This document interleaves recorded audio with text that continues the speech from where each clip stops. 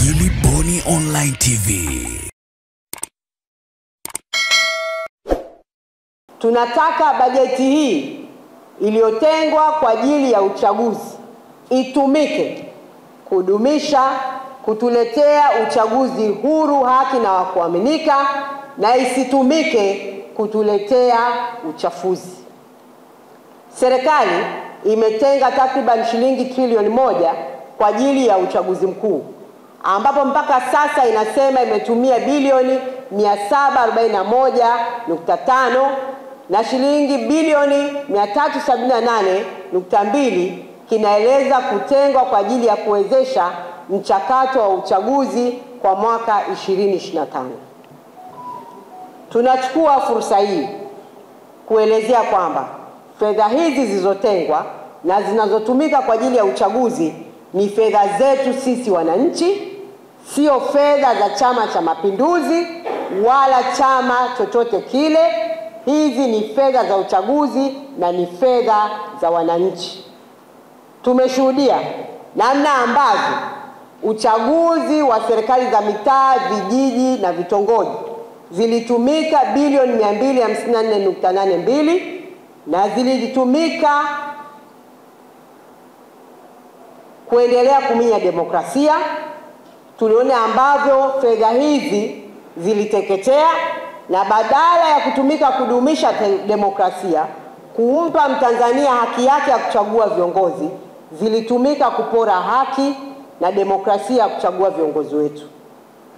Uporaji wa haki na kutokuzingatiwa kwa matakwa ya wananchi ambavyo vimeendelea kuwepo kwenye chaguzi za serikali za mitaa 2019, uchaguzi mkuu 2020. Kwa mwaka mwingine tena tunaenda kwenye uchaguzi tukiwa bado hatuna uhakika wowote kwamba kutakuwa na haki na misingi ya demokrasia itaheshimiwa na kuzingatia.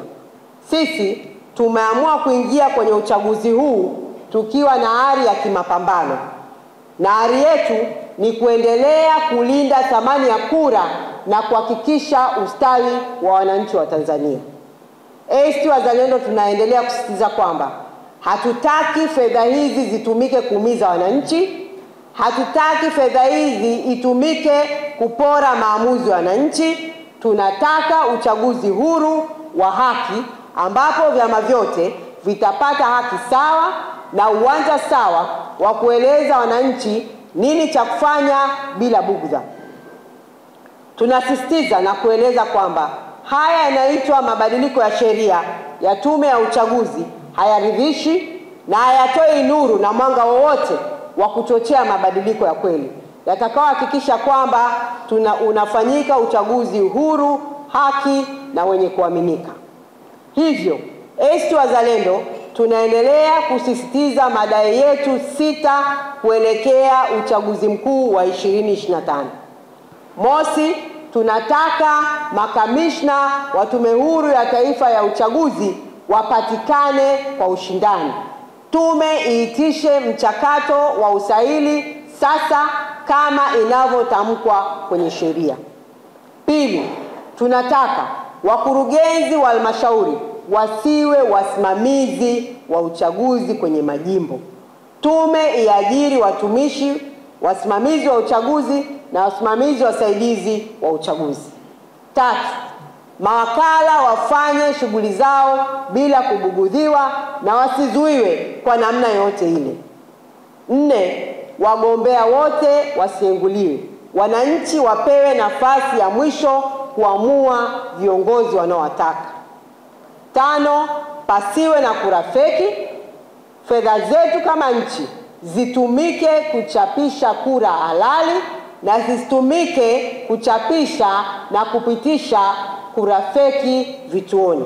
Tumeona uchaguzi wa 2020, tumeona uchaguzi wa serikali za mitaa wa 2024, namna ambavyo vituo vyetu vilikuwa vina kura feki nyingi kupita maelezo.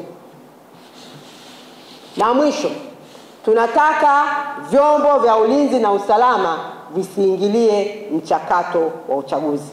Viendelee kutekeleza majukumu yao na visitumike kukama mbeleko ya kuibeba serikali ya Chama cha Mapinduzi katika uchaguzi mkuu ulioko mbele yetu.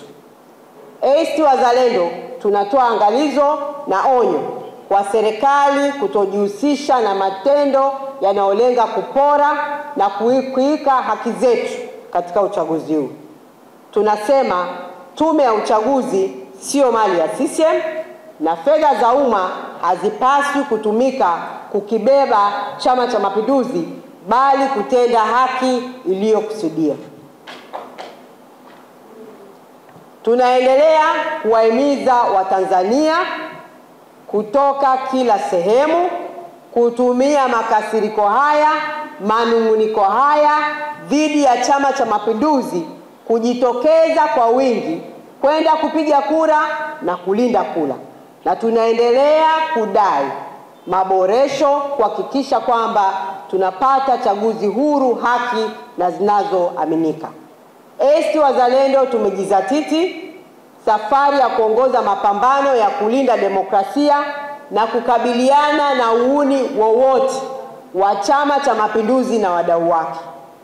Tunaomba wananchi wote tuungane na tuoneshe mshikamano katika kuondokana na ufedhuli wowote wa serikali ya Chama cha Mapinduzi ambao inatudumaza kiuchumi, inatufubaza kijamii na inatuchakaza kisiasa.